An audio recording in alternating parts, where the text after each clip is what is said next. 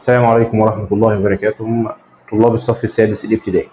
إن شاء الله النهاردة هنختصر الوحدة الأولى تسهيلا عليكم.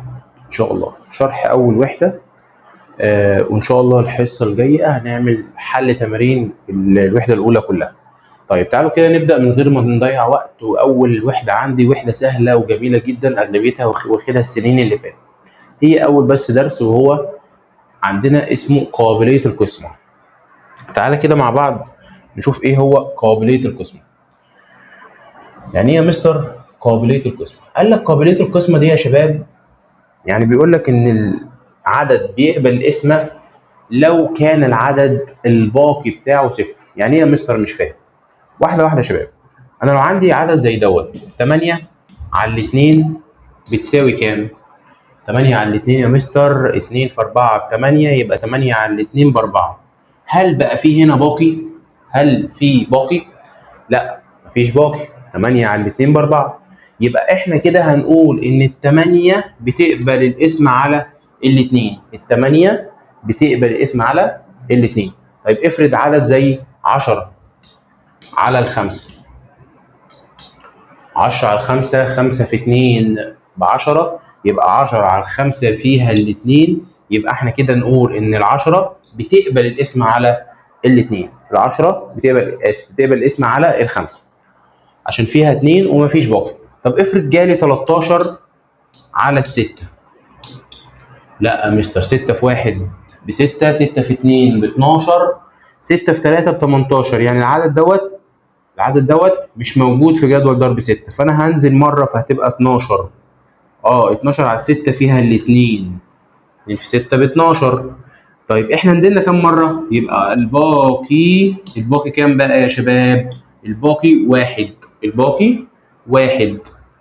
جميل جدا. الباقي ايه؟ واحد. كده ما اقدرش اقول ان ال 13 بتقبل الاسم. يبقى كده ال 13 لا تقبل القسم.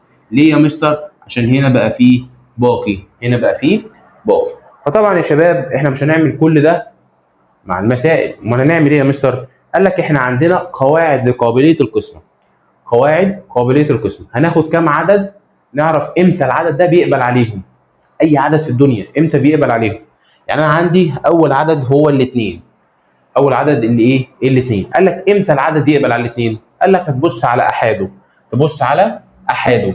لو كان احاده صفر او 2 او 4 او 6 او 8، يبقى العدد ده بيقبل على ايه؟ على الاثنين. زي مين؟ زي ال50. بص على احدها، تعالى نكبرها. ال50 احدها كام؟ احدها يا مستر صفر، والصفر موجود. يبقى كده ال50 بتقبل الاسم على الاثنين. معرفش بكام، بس هي كده بتقبل. يعني كده هيطلع لي عدد صحيح بدون باقي. هيطلع لي عدد صحيح بدون باقي. تمام. 74. بص على الآحاد.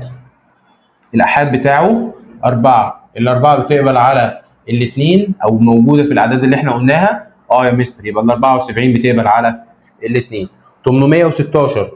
بص على الآحاد. الستة. هل الستة بتقبل على الاثنين او السته في الاعداد اللي احنا قلناها؟ ايوه يا مستر. يبقى 816 بتقبل على الاثنين. يبقى 816 بتقبل على ايه يا شباب؟ على الاثنين. تمام جدا. طيب تعالى كده نجيب الاستيكه. تعالى كده نشوف العدد اللي بعد كده وهو الثلاثه. امتى العدد يقبل على الثلاثه؟ ركزوا معايا قوي يا شباب في ثلاثه دي. ركزوا معايا في ثلاثه. قال لك العدد بيقبل الاسم على الثلاثه لو كان مجموع ارقامه بتقبل الاسم على الثلاثه. زي 700. زي 792.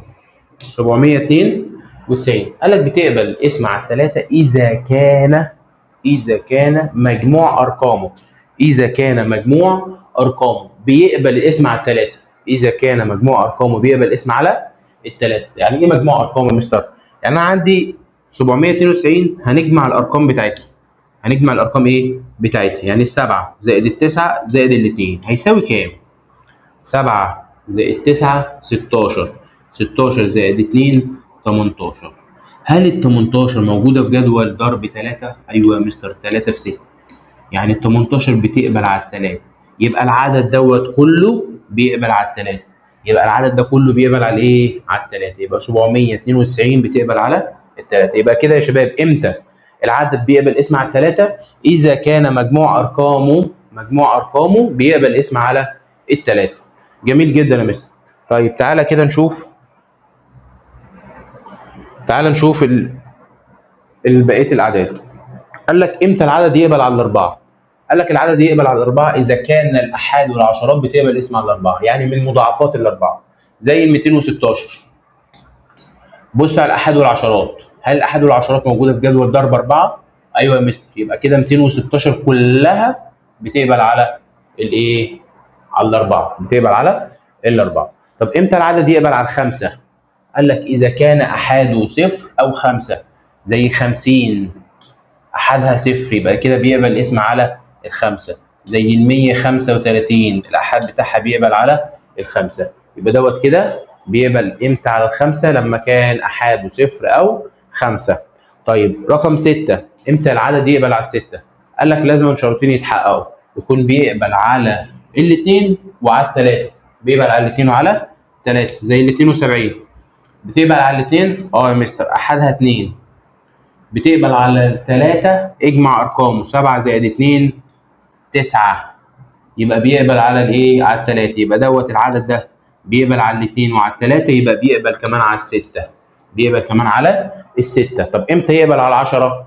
قال لك إذا كان أحاده صفر، إذا كان أحاده صفر. يبقى كده يا شباب تلخيصا، امتى العدد يقبل على الاثنين؟ إذا كان أحاده صفر 2 4 6 8. وبنسمي العدد اللي بيقبل على الاثنين ده يا شباب اسمه عدد زوجي، اسمه عدد زوجي. جميل جدا. امتى العدد يقبل اسم على الثلاثه؟ اذا كان مجموع ارقامه بيقبل اسم على الثلاثه. امتى العدد يقبل على الاربعه؟ اذا كان احاده وعشراته بيقبل على الاربعه. امتى العدد يقبل على الخمسه؟ اذا كان احاده صفر او خمسه، اذا كان احاده صفر او ايه؟ او خمسه. امتى العدد يقبل على السته؟ اذا كان بيقبل على الاثنين وبيقبل على الثلاثه، بيقبل على الاثنين وبيقبل على الثلاثه. امتى يقبل على العشره؟ امتى يقبل على العشره؟ قال لك اذا كان احاده صفر. يبقى دي كده يا شباب قابليه القسمه. يبقى احنا فهمنا ان قابليه القسمه هي لما نقسم عدد على عدد ويديني ناتج بدون باقي، بيديني ناتج بدون ايه؟ باقي. جميل جدا.